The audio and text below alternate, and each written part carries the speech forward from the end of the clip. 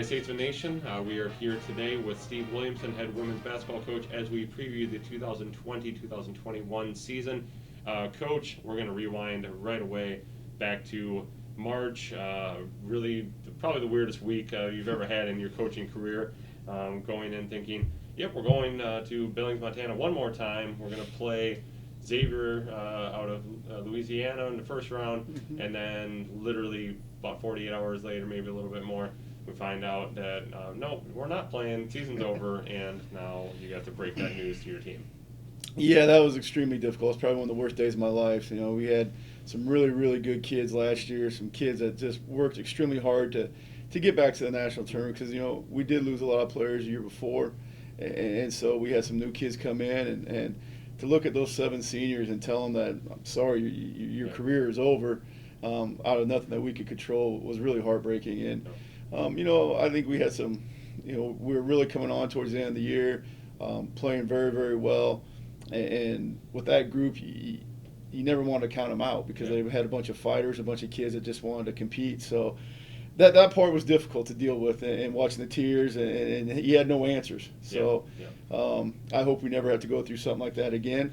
Because making a national tournament for a kid, and again, you know, some of our kids have been there before, but it's an experience. Anytime you go, it's a unique experience and something that nobody can ever take away from you throughout your life. And there's a lot of kids that play Division I, Division II, Division III, JUCO, whatever, that never get to experience what it's like to go to the national tournament. And so when you get that opportunity to go, it's tough to be told that you can't go out of something that you have no control over. Right, exactly. Obviously, like you said, a whole bunch of seniors that are now no longer part of the program, now alums. Let's real briefly talk about them and how they contributed to the team, and then we'll start switching over to this year. Oh, you have a girl like Brenda Pennington, who was the best point guard in our conference last year, who just ran the show for us for the last 2 years, and just, you know, she was the coach on the floor. And anytime we needed a big play, you know, we get the ball in Brenda's hands, and she'd either create for herself or she did a great job creating for her teammates. And so trying to replace her is going to be extremely difficult. And a girl like Kate Otello, who, you know, for the 3 years that I was here, that, you know, she was just a great scorer and just got better and better each year. And, you know, probably one of the best shooters, one of the best scorers in our conference the last few years. And, you know, you have a girl like Autumn Voigt, who just was a role player. You know, I don't know how many times she took a big charge to help us out and maybe got a big steal when we needed to. And, you know, some of the transfers that, you know, Olivia Usher was huge for us last year in a lot of games. Just a warrior, just someone that just battled and battled and battled. And again, you know, she's been part of a national tournament team. She, you know, coming from Kirkwood, win a national championship. She knew what it took to be successful. So having her out there, again, those kids were really, really important. And they set the tone for what our team was going to be like at the beginning of the season. You know, the culture, the camaraderie, the team chemistry. I mean, they had a lot of fun together. Yeah, for sure. All right, well, they unfortunately are no longer with us. Oh, I forgot to Mackenzie Pease. I can't forget Pease. Oh, yes, don't forget Pease. I cannot forget Pease, and she's still around campus doing her student teaching. She would whoop my butt. But, you know, even Pease, again, a dirty work player, someone that just nobody thought about. And you leave her open, she's going to knock shots down. You know, she's that kid every now and then is going to get that big steal for you. But, you know, again, those kids, not having them here, you can tell the difference with them not being in our program this year. For sure. Again, not there, so obviously you had to hit the recruiting trail extremely hard, but COVID. So now you have to popping up. Yes, now you have to find a way to recruit in a different world. Obviously, you know, some of your tournaments came back on during the summer, so you're able to still see some talent and find some new statesmen. But, you know, how was recruiting the past, you know, so many months?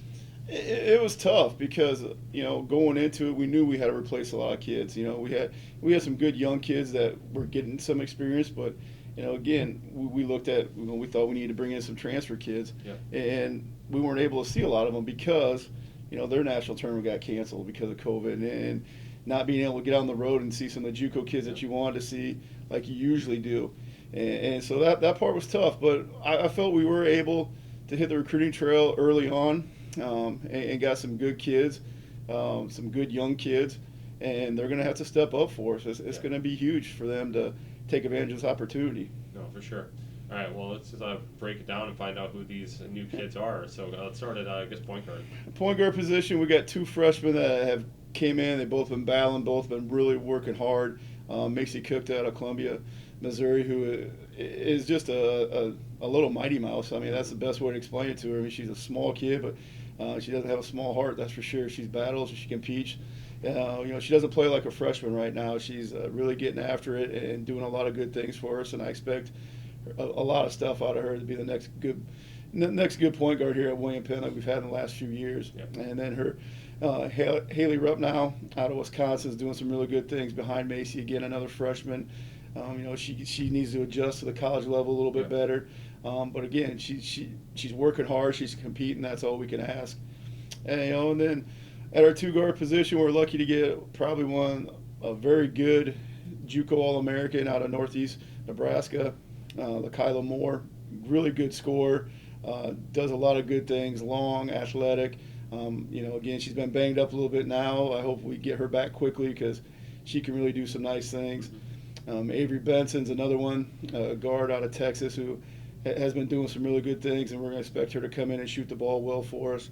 And then at our other wing spot, Bree Wendland, a girl out of Iowa Lakes who just nonstop mortar, works extremely hard, great kid, is going to battle, is going to fight, is going to rebound. I mean, again, you talk about toughness. She's a very, very tough kid. And then we're able to get a girl out of KCK who, knows what it's like to win a national championship playing for Joe, old William Penn alum who does a great job coaching down there. But we're able to get Caroline Hoppick up here, and she's doing some great things for us and really, really competing. And, again, she's been banged up, had some health issues, had a concussion, so hopefully she gets back and, really gets in the flow of things. And then, Zane White, a girl that kind of flew on the radar, I think, and has been playing really, really well and adjusting well to our level. And then our post position, we're able to go out and get Morgan Terry, a big girl at Tennessee, who I think is going to be, again, she gets in shape, she's going to be very, very good for us. And then another freshman we brought in at the post is Jakayla Kirk out of Kansas City area, and I think she's going to be, again, she's got to understand how hard you have to work at this level and what it takes to be successful at this level, but I think she's figuring it out a little bit. Yeah. Well, it's all going to take time. I mean, especially those freshmen. The junior college players still have to make an adjustment. It's different than the NAIA, but especially now that we're all grouped together in NAIA. Mm-hmm. But the freshmen especially, they're going to take some lumps early on, but the sooner that they figure it out, the better you guys are going to be by the end. Then the much shorter list, talking about the returners, but the three that are back that you're going to key up on, they're all very important to the squad. Mm-hmm. Bailey Reardon was probably one of the best freshmen in our league last year, I think. She's an all conference honorable mention last year for us. Really got better as the year went on. And again, she got more confident. At the beginning of the year, she was really shaky. Now she's coming in. She knows what it's like. She's got a little bit of chip on her shoulder. I mean, she's looking like she was at the end of the year, and she can really do some good things for us. And she's going to be a tough matchup because she's worked on her game. She's able to play on the perimeter more than she was just inside, and so now people have to come out and guard her. And she's a very good athlete, can put on the floor, can get to the rack, she'll post up hard. So she keeps improving her game, and she's going to keep getting better and better, and that's going to make us a lot better. Bailey West, again, one of our Brittany West, sorry, one of our I get those two mixed up in practice all the time too, but those two. West is one of those girls that she was our sixth man last year and did a lot of great things for us off the bench. Again, her biggest thing was just being more consistent. Mm-hmm. And we talked at the end of the year, you're going to have to step up now. You're going to have a different role. You're going to be asked to score a lot more, and she has been. I mean, she's been doing some great things, being very consistent behind the arc, really working on shooting off the dribble a little bit better, and she's accepted that leadership role. And great leader, great kid. And then Maddie Rogan, a girl that played a lot for us last year off the bench. Kind of played her all over the place from the 1 through the 3, and again, just getting acclimated to the college game from high school. She really got better at the end of the season. Had some of her best games at the end of the year. But right now she's out with a MCL tear, and we won't see her until after Christmas. Right. But I mean, all three, it's a small group, but an extremely important group for you to rely on, that they can teach Yep. the new players. This is the Statesman way. Yeah, I mean those, and again, having only 3 returns that have a lot of game experience, it is scary a little bit, and with all these young kids and new kids coming in. But I really think that those 3 have done a good job of explaining to everybody what we're all about, what the Statesman way is all about, what our program's all about, how hard we expect you to work, and what the commitment level you have to be part of our program. Yeah, for sure. Let's talk about the schedule. It's obviously diminished because of COVID. Yeah. But still a lot of really, most of it's going to end up just being conference, which conference is really strong. But you do have a couple games outside of conference, starting with Columbia, your season opener next Wednesday. Let's talk about the non-conference real quick on how that's going to prepare you for a conference, and we'll talk about the Heart. One thing I always try and do when I set our schedule is I want to play the best teams we can play. And, it doesn't do us any good. And a lot of people look at it like, well, you got so many new kids, so many young kids, why don't you lighten up your schedule? That's not going to help us get to where we want to be. Right. And so, we'll try and play the best teams we can play. And starting off the bat, we're playing one of the best teams. Columbia is very, very talented, very good team. Year in and year out, they're in a national tournament. Very well coached. He does a great job with his kids, getting them to play hard, running his offense. He runs a lot of good stuff. So Columbia's going to be a big matchup right out of the gate, and then we start conference right after that. And then we, at Thanksgiving, then we're going out to Siena Heights out in Michigan, and they're a very good team. They have a lot of returners back, and again, very well coached, and it's going to be a good tournament out there, and play them and Lawrence Tech, and I think 2 really good teams that will be a challenge for us. Yeah. And then after that, then our last 2 games, right after Christmas, we go out to Judson, and we end up playing Judson and Olivet Nazarene, who plays a little different style of game. They're kind of like the Grinnell style, where they're going to press and trap and throw up threes, and 5 in, 5 out every 2 minutes, it seems like. So again, it's going to give us a different look. But I like playing good teams. I don't think you get any better by playing teams that aren't to your level, the level that you want to be at. Yeah, for sure. Then conference-wise, if I recall, you guys are picked 5th in the conference. Probably about right, considering what we have back, and they don't know who we have new, and considering how good everybody else is in the conference, it's literally going to be a dogfight every week, every night, like normal. But where do you see, I guess, the top teams, as well as where do you think that the Statesmen can fall?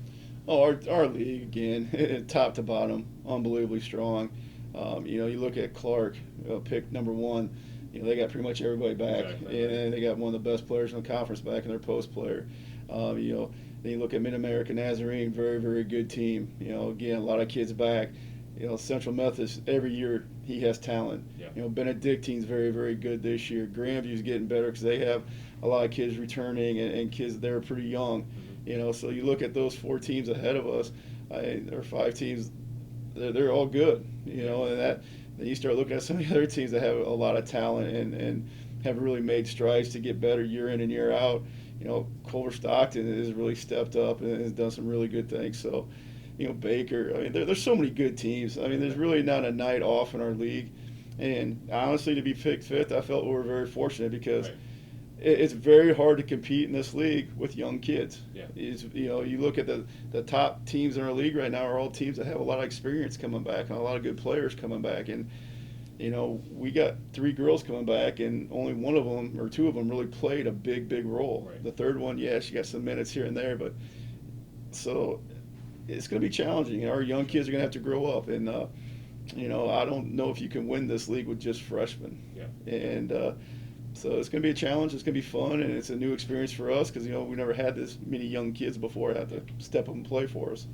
Might add a few more gray hairs to your head. But, that's why I keep it short. That's why you keep it short, exactly. Yeah. That's why nobody can tell. Obviously, the expectations are different this year, but they're always to be the best you can be. That Steve Williamson team is going to be the best they can be and surprise a lot of everybody else. But what are the expectations? Not saying here we're going to finish 3rd, not asking anything like that, but just overall expectations for this year. We want that. We want that reputation that we're going to outwork, out hustle, and just compete every single night. We want that reputation. When teams come to play us, that they're going to play a team that's going to work extremely hard, play extremely hard, and just compete for 40 minutes.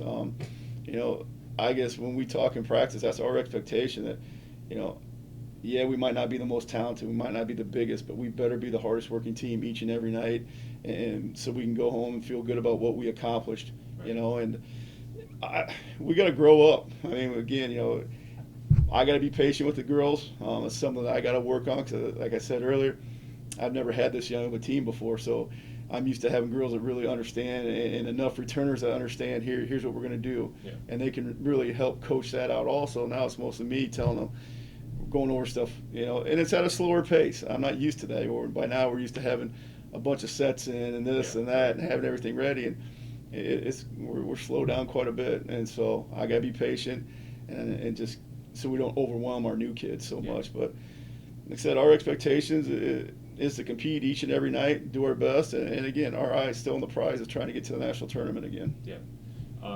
Finally, the keys to success. I mean, you kind of added already a bunch of this, but what's it going to take for you guys to reach those goals? Oh, again, our young kids have to adjust to the college level quickly. Yeah. They got to realize what it takes to compete in the heart. You can't just show up and you got to work hard every single night in practice and then get to the game, and you're going to have to work even harder in the game because the talent level in this league is out of the world, and the coaching at this conference is so good. I mean, so again, our kids have to grow up quickly.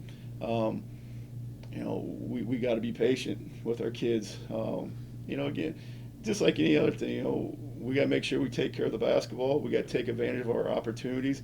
We can't give away possessions, and we got to make every possession that we get count to be successful. And our defense, and it comes down to defense, and especially this year with, we might not have as many scores as we've had in the past. Right now, we got to defend, and we got to make teams earn everything they get. So the bottom line is we just have to outwork people. That's our biggest key to success, is we have to outwork people. For sure. All right, Coach. Once again, next Wednesday down in Columbia, Missouri against Columbia Cougars. So best of luck as the season goes along. I know you guys actually have a lot of away games before you're actually finally at home. December 2nd, I believe, is the first home game. So it's going to be a little bit until we get to see Coach Williamson's hair turning exactly gray in Penn Gymnasium. But anyhow, we'll definitely keep tabs on you. StatesmenAthletics.com, everything for William Penn Athletics as well as women's basketball. So best of luck, Coach, and we're looking forward to watching you guys play this year. Thanks, bud. Appreciate it. Right.